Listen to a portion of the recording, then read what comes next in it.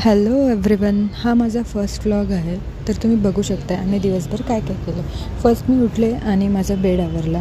त्यानंतर मग मी थोडंसं गॅलरीमध्ये आले आणि मस्त असं वातावरण झालं होतं. मग थोडा वेळ इथे थांबले आणि त्यानंतर मग फ्रेश झाले, आंघोळ वगैरे केली आणि आंघोळ झाल्याच्या नंतर केस वगैरे धुतले होते. मग खाली गेले आणि थोडंसं सामान आणलं. गणपती बाप्पा दिसले मध्येच. मग भाजी आणायला गेले.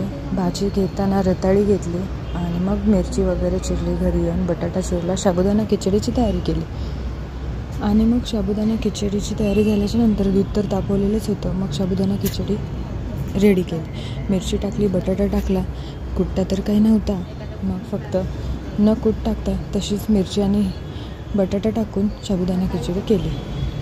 मग साबुदाणा खिचडी झाल्याच्या नंतर मी नाश्ता केला. 2 राजगिऱ्याचे लाडू आणि दूध प्लस पेंडकाचर. मग मी लागले माझ्या ऑफिसच्या तयारीला. ऑफिसची तयारी झाल्याच्या नंतर आवरून झालं. केस वगैरे नीट केले. खूप गुंता झाला होता केसांमध्ये. मग केस नीट केली आणि हा माझा फायनल लुक. मग टिफिन पॅक केला आणि आम्ही निघालो महादेवाच्या मंदिरात जायला. आज महाशिवरात्री होती म्हणून आम्ही तिघीजणी निघालो महादेवाच्या मंदिरात. माझ्यासोबत होती पूजा आणि अंजली. मग आम्ही गेलो. पोहोचल्याच्या नंतर बेल वगैरे घेतला. बेल आणि फुलं घेतली. हे होतं त्र्यंबकेश्वर महादेव मंदिर. मग तिथे गेलो. तिथे प्रसाद वाटपही चालू होता, पण आम्ही आधी दर्शन घेतलं. दर्शनाला बरीच रांग होती, गर्दी होती खूप मंदिरामध्ये. मग रांगेमध्ये थांबल्याच्या नंतर 15-20 मिनिटांनी आमचा नंबर आला. मग नंदी आणि कासवचं दर्शन घेतलं आणि आम्हाला आतमध्ये सोडलं. मग आतमध्ये महादेवाला काहीजण बेल वाहत होती, काहीजण दुधाचा अभिषेक करत होती. एवढं सगळं झाल्याच्या नंतर फायनली मला महादेवाचं दर्शन घ्यायला भेटलं. मग मी महादेवाच्या पिंडीवर थोडंसं दूध अभिषेक केला आणि फूल आणि बेलपत्र वाहिलं. महादेवाचं मनातून दर्शन घेतलं आणि दर्शन घेतल्याच्या नंतर मग अंजली आणि पूजाने देखील दर्शन घेतलं. त्या दोघींचं दर्शन झाल्याच्या नंतर मग आम्ही बाहेर आलो. आम्हाला प्रसाद भेटला तिथे खिचडी आणि केळीचा. आणि मग तसंच जाता जाता आम्ही गेलो गुंडाच्या गणपतीला. तिथे गणपती मंदिराच्या पाया पडलो आणि मग तिथे अष्टविनायक दाखवले होते. पूर्ण अष्टविनायकाचंही दर्शन झालं तिथे. आणि मग छोटंसं मारुती मंदिर होतं, तिथे पाया पडलो. मारुतीच्या पाया पडून आम्ही आलो रिटर्न रूमवर. आणि मग रूमवर येऊन मी लगेच निघाली ऑफिसला. आज काही बस भेटली नाही, मग ऑटोनीच गेले.